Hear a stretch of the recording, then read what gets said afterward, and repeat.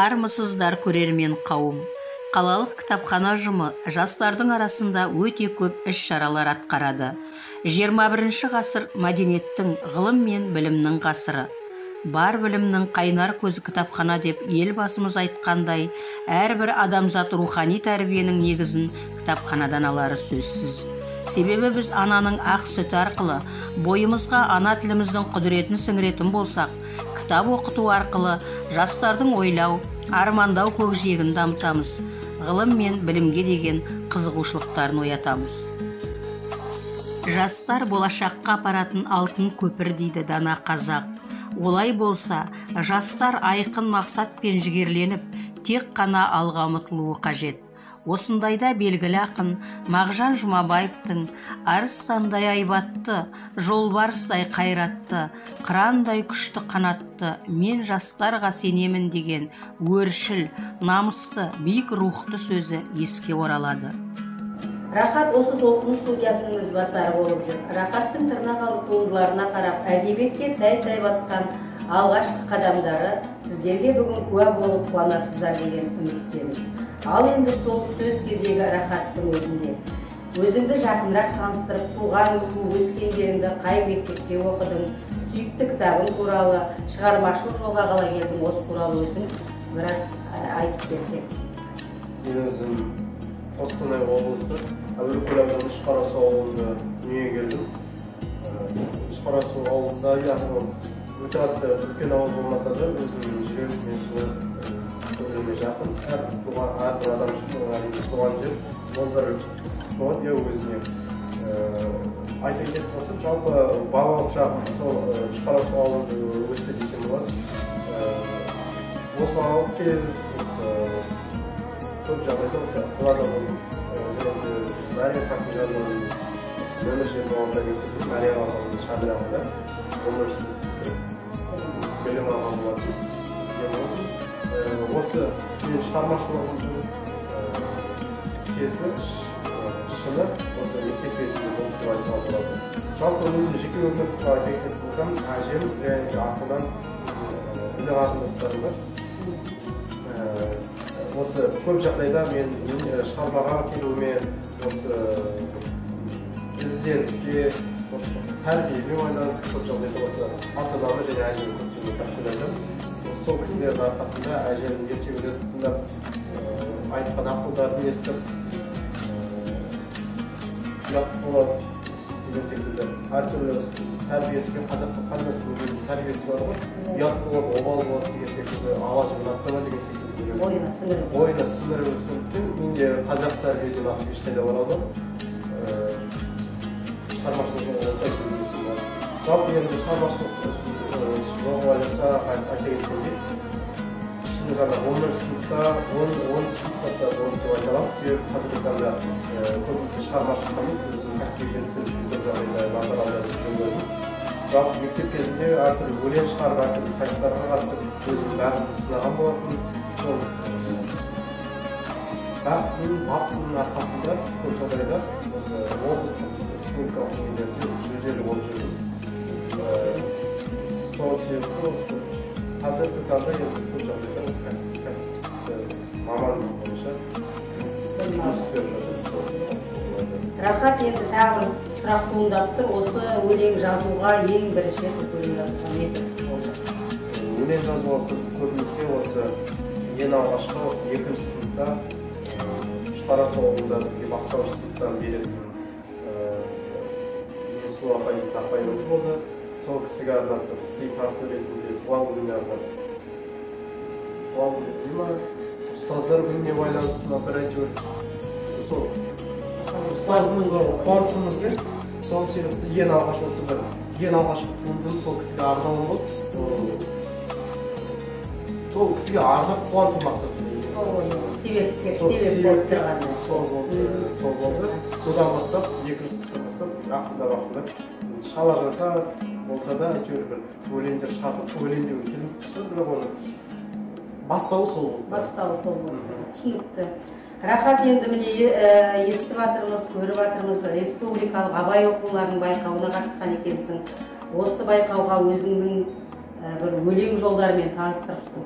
Соны қазір біздің алдымызда айтып кетсең отырған қауымға. Әрбір мысалы сайыста немесе адамның шығармашылық адамның өзінің бір стилі қалыптасу керек. Ол бизнес саласында болсын, әдебиет саласында болсын, басқа жанрларда болсын. Ол көрермен қауымға, тыңдарман қауымға ерекшеленіп тұрады басқалармен салыстырғанда. Сондықтан мен бір ерекшелігім болды, ол яғни өз-өзін таныстыру, өлеңмен таныстыру. Кісімілі сөз бастайын өктім, елден ала келіп отырмыз. Қостанайым қонған мекен еді ақынның жырлауына шектеліппен, елбасының сындарлы саясаты жүргізіліп жатырған текті елден, Жәнібек Қобыланды Тастұғырын тұрғыздық қара жерді көпкен жерден, үштұғырлы тілінде саясатын ұрпақтары үйреніп жатқан жерден, қазақтың шоқ жұлдызы Уәлихан Шоқандай даратуға өскен жерден, құрметті қонақ болып келіп қалдық, диқандар дақылын еккен жерден, алғаш рет мектеп ашылып Алтынсарин ыбырай білімдерін сепкен жерден, Қамшат апам тракторы оталғанда дауысы жетуші еді көктен жерге, Нұржанның Наушыбай әуелетіп, күмбірлетіп күй жырын төккен жерден, Кеншілік Сырбайменен ғафыларын өлеңмен кендалан өткен жерден, Амангелді Кейкідей батырларым даланы дүбірлетіп өткен жерден. Тұғаларын, батырларын, бәрін осыларды айтқан кезде қай жерден екенін байқалып тұрады. Өте керемет. Ары қарай іс-шарамызды жалғастыра отырсақ, тағы да сұраққа кезек келіп тұр. Осындай өмірінде өзіңнің бір таңғажайып, таңғалатын сәттерің болды ма? Таңғалатын сәттер болды деуге болады. Көп жағдайда осы мысал ретінде ма өмірден алатын болған оқиғадан сабақ алу ретінде көп жағдайда болады. Осы бір алыс құзырмен осы абай оқуларында таңғалғаным ретінде сол өмірден алған түйін десем болады.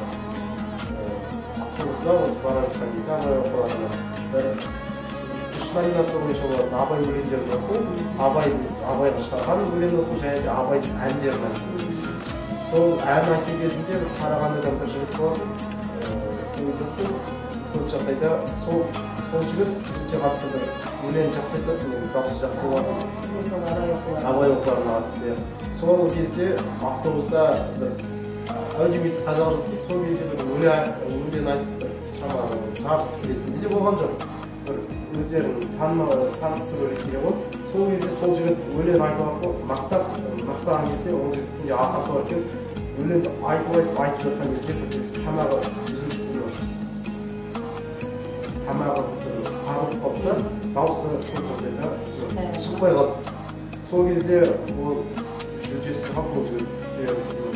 Бірақ дауысы бар еді, бірақ та сол бір кезде өлең айтқан кезде, ән айтқан кезде тым мақтаған қатты арқаланып қойды ма, сол кездегі өзінің кеткен даусына. Сол кезде бір сүйгенім сол кезде қатты уақытынан ерте ешқандай амал әрекет жасамау керек.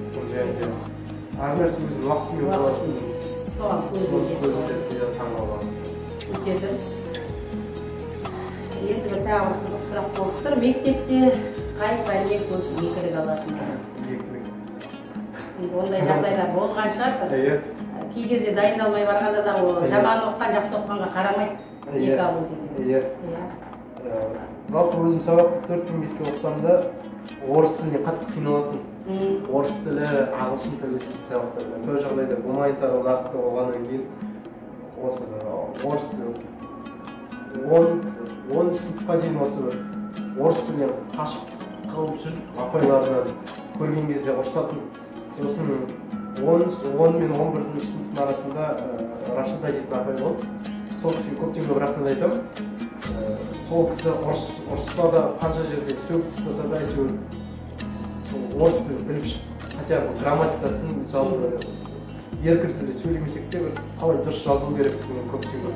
Кейбір мұғалімдер болады, бір түрлі өзі оқытқан кезде сол тез үйренесің. Кейбір мұғалімдер болады, сен 10 жыл оқысаң да ол кісіден ештеңе ала алмайсың. Өзіңе жақын бір дұрыс түсінікті.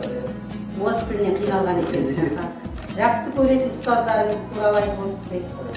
Жақсы көретін ұстаздар дегенде өзінің сүйікті ұстазың болады. Иә, сүйікті ұстаз.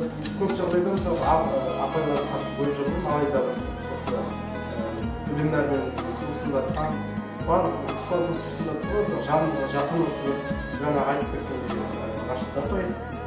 Осы қазақ тілі әдебиетіне берген ханыстар ғой, Бекбаевна. Сол кісілерге сосын Күлсім апай болдық та қазақ әдебиетіне берген сол кісілерге көптеген рахмет айтамын. Осы бір жетістікке жетуге себепкер болған сол кісілер осы мені шындап дайындаған әртүрлі олимпиадаларға болсын, әртүрлі сайыстарға болсын, сенім көрсеткен, демеуші болған сол кісілер көптеген рахмет айтамын. Сол кісілерге рахмет. Енді бір мектепте өзің қызықты бір оқиғаңды айтып көрсін. Еске алатын. Болғанша қызықты оқиғалар. Қызықты оқиғалар дегенде бір ерекше есте қалып тұрған қызықты, күлкілі жағдайлар болған жоқ па? Бүгінгі асығатты болды, бір қызықты оқиға. Бірақ қаншақты өзіме өмір бойына сақтап қалып, біз көбінесе осы ағылшын тілін апайды, ол сөзді жатшы айтайын қашатынбыз сабақтан. Ағылшын тілін апайды жас болатын. Сол кісілер мектеп кезінде еркелік қой апайларда ертіп, сабағына бармай, көп жағдайда жиі шығып сабағын ашып кетеміз. Сол кездердің бірінде осы біраз қашып жүріп, сол кезде сынып жетекшімізге ұсталған кез болды. Сол кезде әкемізге звондап, анамызға. Ол кезде біз мысалы әрбір қазақтың тәрбиесі ғой, әкеден қорқу дейді. Сол кезде әкемізге бір хабарласқанына қорқатынбыз. Сыйластық қой, сыйлағанда. Сол кезде бір ағылшын тіліне бармай, сынып жетекшіміз істегенде көп болған кезде дышында әкемізге звондаған. Сол кезде әкеміз мектепке келіп, ол кісілер мені басқа бір сыртта жүр деп ойлаған ғой, мектепте емес. Сол кезде сұрап қайдасың деп, сол кезде қатты бір қорқытқан ба, қызықты есте қалған сәттер болды. Түсінікті. Енді тағы бір сұрақ, қазақ ақындардың ішінде кімге өзің еліктейсің? Еліктеу бір соған ұқсағың деп болады ғой, өзің алдында адам осындай болсам ғой, Мұқағали ағам сияқты болсам ғой деп армандайды ғой. Мен көбінесе осы Құнанбай Молдағалиевтің сол кісілердің жырларына өзім шабыт себебі ол кісілер қандай жыры болмасын, барлығы жалындап тұрады. Ең алдымен осы Серікбай Оспанов айтады, еліктеу осы өз-өзін қалыптастыру жолында еліктеу өте қатты көмек береді дейді, себебі осы сен еліктеу арқылы өзің жолын қалыптастырасың. Солай ғой, абайдың бар ғой, болмасаң да ұқсап бақ. Иә, болмасаң да ұқсап бақ дегенде, сол кісіге Құнанбай Молдағалиевқа қарап еліктеп, өзіміздің де жырларымызды сол кісіге қарап, сол кісінің өте дұрыс айтқан, еліктеу керек деп ойлаймын мен. Еліктегенде адамның бойында бір өзі күш бола ма, жаңағы сондай болғысы келіп, ынталанады ғой. Сондықтан жаңағы еліктеген дұрыс деп ойлаймын. Жаңағы өзіңнің бойыңдағы қандай қасиетті жақсы көресің? Өзімнің бойымдағы көп жағдайда ол менің бойымдағы емес, көбінесе сәттілікке қатты өз-өзіме сәттілік көп болады. Иә, сәттілікте көп болады. Ол өзімнен емес, әрине ол Алланың қалауымен ғой, көп жағдайда осы бір қиын бір мәселелерде көбінесе жолымы көтетін дейді ғой, сол ол да жақсы қасиет қой, жақсы қасиет па, бір адамның бойындағы жақсы бір құлыс па. Бақыт деген сондай дейді ғой, көп жағдайда. Сол спортқа қалай қарайсың? Қай жағына жақынсың? Иә, дені сау, жаны сау, тәні сау, жаны сау дейді. Көп жағдайда осы мектеп кезінде болса, қазір де қазақ күресімен айналысамын. Қазақша күресімен. Себебі әр ер азамат болғаннан кейін сен әрдайым өзіңнің күш болу керек, сен өзің физикалық тұрғыда өз-өзін тым қорғанып алатын. Ер адам болғасын, күшті болуға тиіссің. Көбінесе осы спорт жағынан. Бірақ рахат мен сені күреседі деп ойламаппын, мен сені ойлағам, или футбол, или жаңағы бокспен айналысамын. сондай адамға ұқсайсың балаға. Енді есен кетпес қызық сәттеріңді айттың. Тағы да бір жас кезінде ондай қызық сәттер болған жоқ па жастық шағыңда? Көбінесе болды. Мен көбіне осы қанша спортқа айналыстым мен зейнеткерлік жағынан мысалы қатты ірі емеспін. Сол кезде бір қызық сәттер болды. Кішкентай кезімде ауылда өстім ғой енді. Қазір жердің ауылда өстім. Малдармен күй табысқан кезде жануарлардың ешқандай күй табыса алмайтын көп жағдайда болса тауықтың балапанын ұстайды, тауықтан біреу алатын сондай кезде қызық болатын. Ешкімнің лағын әкелсем де ешкімнің соңында қалған мүйіздің астында қалған жағдай болады. Сүзіп.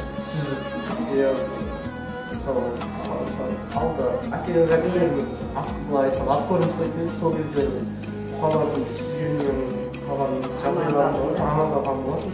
Қауіпті нәрсе болды, өлтіріп берудің. Сол кезде өзінің дәрменсіздіктерін сол кезде ойлаймын, кішкентай кезімде қызық сәттер болды. Сол кезде есте қалған сәттер болады. Достарың көп па осы өмірде? Иә, достарым көп те болады. Сіздің көңіліңізді қалдырған кездер жоқ па достарың? Жоқ, былай мен жалпы адамға ренжи қоймаймын. Ренжісем де қанша ренжимін десем де оны ұмытып кетемін. Онда бір адам жақсы қасиет тек сақтамау. Ешқандай тек сақтамау, сосын қатты ренжіткен кездері қатты сен мені ренжітіп едің ғой, андай едің ғой деп қатты ондай әдетім жоқ. Тез қайтарып және аса ренжітпеуге тырысамын. Ренжітпеуге өзіңде ренжімеуге тырысасың. Түсінікті. Ары қарай іс-шарамызды жалғастыра отырсақ, ақынның құрметтеген ел озады, ақынын сыйламаған ел тозады деген екен. Ақындарымызға қалай құрмет көрсетсек те артықшылық етпейді. Бізді сусындатар жырларың әрқашан туындай берсін, кішір әлеміндегі туындыларың ешқашанда сарқылмасын, сүйіп тыңдар оқырмандарың көп болсын деймін. Мен жастарға сенемін деп Мағжан Жұмабаев айтқандай, аға буынның сенімін ақтайтындай парасаты, пайымы биік азамат болуды сөйледі. Рахат Сейітхан тәуелсіздікке тартып. Арман болған бостандық мақтанын, сымбат сұлу, арай шашып атқанын, қымбат маған мойындауға ғаламның, жер бетінде қазақ атты жер бар. Кетестікті тіледік саңғасы, шыға алмадық бодауынан жанашып. Қазақ бірақ сергек жатты алаңдап, тұрғанында керей жанды бейгасы. Зая кетпей алты ғасыр кеткенде, бағы орнады, бабанары шөккен жер, Ханылызды Қасым, Тәуке, Абылай, есім жәңгір, көсем болып өткен. Іске асырып сенің дәстүр шешімін, тербетейік тәуелсіздік бесігін, елім менің Қазақстан маркасын таныстырып әлемге алып есімін. Тәуелсіздік туы тұрсын желбіреп, қырда қаны, жазықтарда күлтіріліп. Аспанымыз ашық болсын ағарай, шұғылалы таңымыздай кетшілеп.